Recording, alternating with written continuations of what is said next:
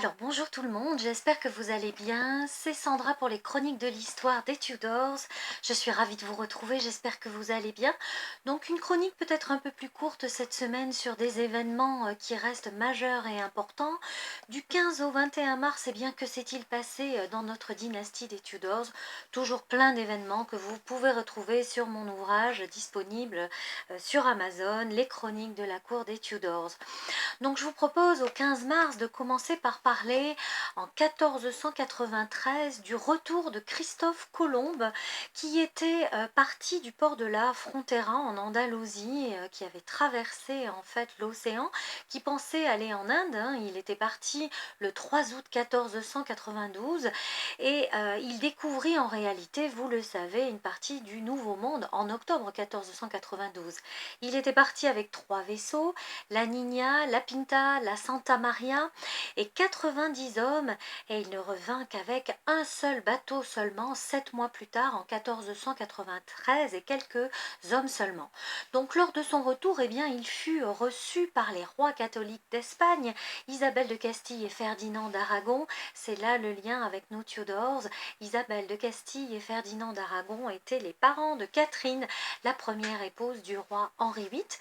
Donc Christophe Colomb décida d'organiser un nouveau voyage, et ce sont à ce moment-là 17 navires qui ont été préparés pour repartir et 1500 hommes, et c'est le 25 septembre 1493 qu'il partit de Cadix vers ses expéditions. Nous avons parlé des navigateurs de la Renaissance dans d'autres vidéos. C'était vraiment des voyages absolument extraordinaires, très dangereux bien évidemment. On a beaucoup parlé de Magellan et du fait qu'il ait été assassiné par une flèche empoisonnée en arrivant sur une île des Philippines. C'était extrêmement risqué de faire tous ces voyages-là, mais ces explorateurs nous ont vraiment appris énormément de choses et nous ont ramené énormément de choses, donc c'est toujours important d'en parler et de parler de leur mémoire. Une autre date importante, le 16 mars 1485, ce fut la mort d'Anne Neville. Anne Neville était la fille de Warwick the Kingmaker, Warwick le faiseur de rois, qui a été extrêmement important et qui justement a pu asseoir sur le trône d'Angleterre différents rois. D'abord Henri VI pour le côté des Lancastres, et puis il a changé de parti et il a fait monter sur le trône d'Angleterre Édouard IV, qui a épousé Élisabeth Woodville. Et notre Anne Neville, quant à elle, avait épousé en première noces justement Édouard de Westminster, qui était le fils du roi Henri VI et de Margaret d'Anjou, dont je vous parlerai dans d'autres chroniques, très liées justement dans cette période de la guerre des Deux Roses. Donc Anne Neville avait épousé en seconde noces Richard, duc de Gloucester, le frère justement d'Édouard IV, celui qui est monté sur le trône d'Angleterre sous le nom de Richard III.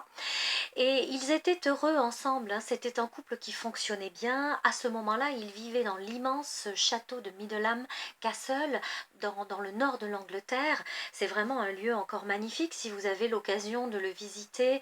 Les ruines sont vraiment très très attrayantes.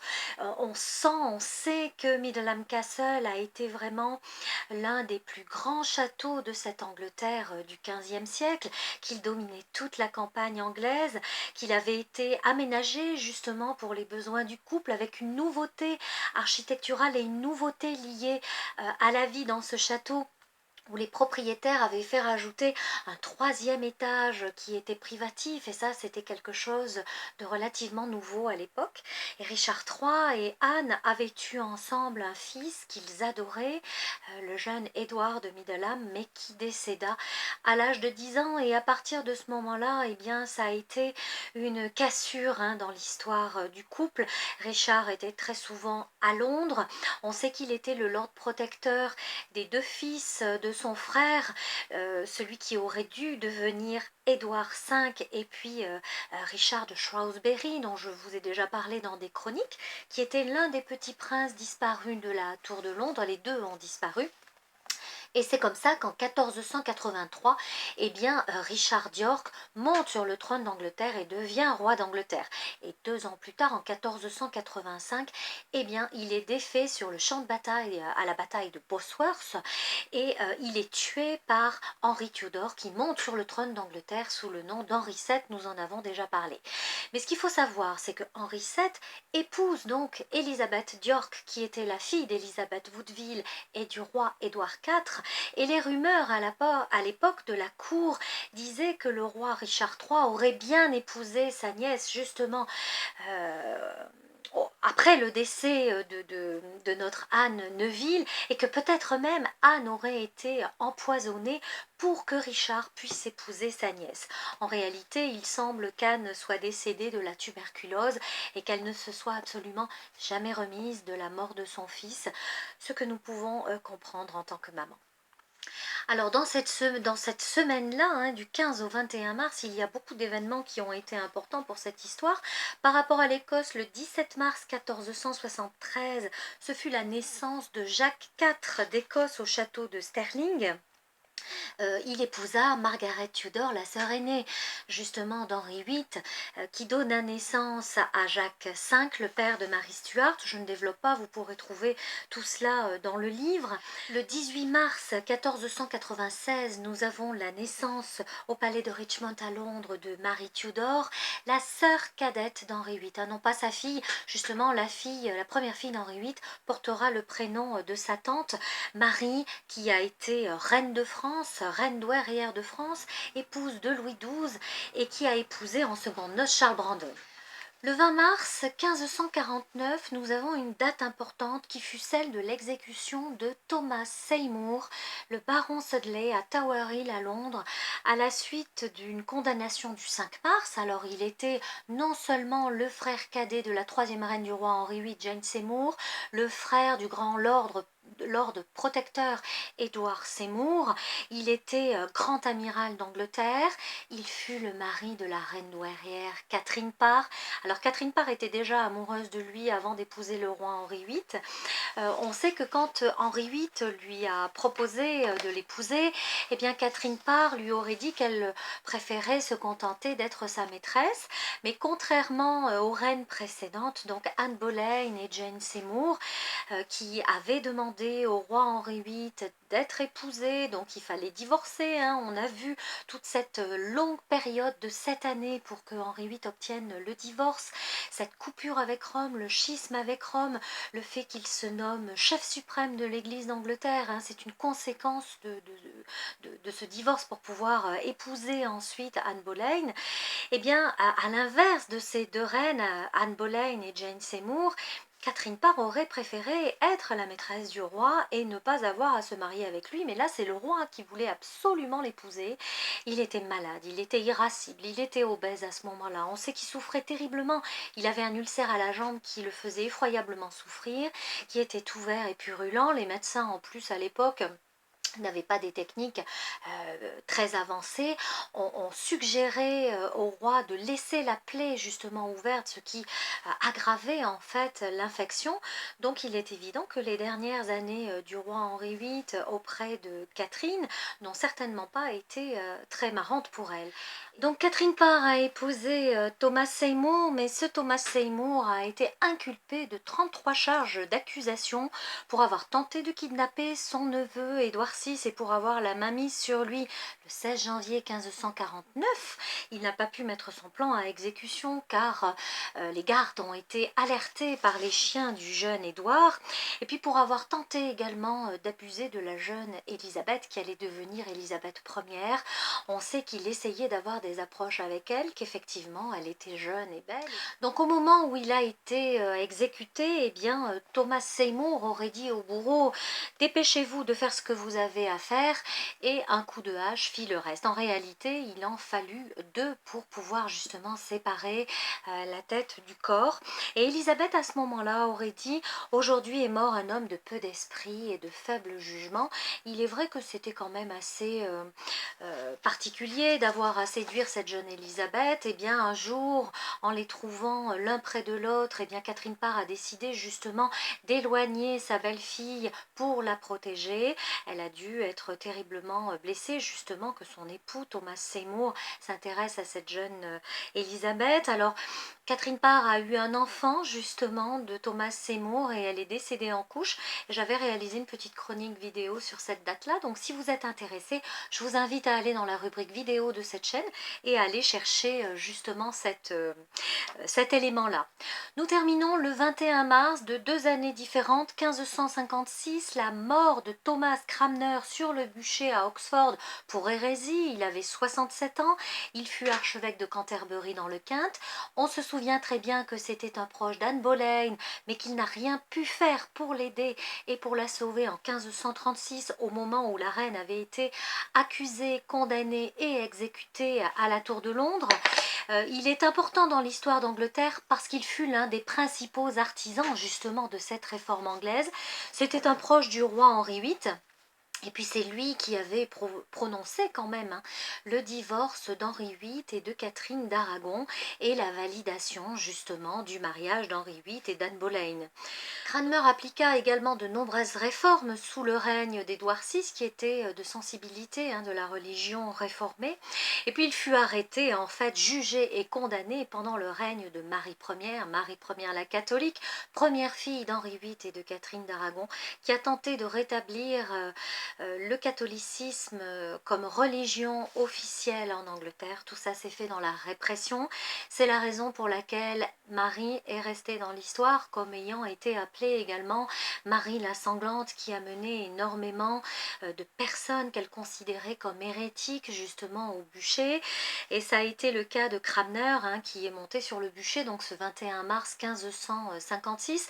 Alors au départ il s'était rétracté et donc il a bénéficié d'un laps de temps justement puisqu'il était un hérétique rétracté, mais la reine Marie Ier voulait vraiment en faire un exemple et il est quand même monté sur le bûcher. À partir de ce moment-là, eh bien, il s'est rétracté, il a rejeté en fait il a abjuré toutes ces rétractations et il fut donc brûlé ce jour-là, il fut brûlé vif là où 6 mois plus tôt Latimer et Ridley, nous en avons parlé, ont été également brûlés sur le bûcher.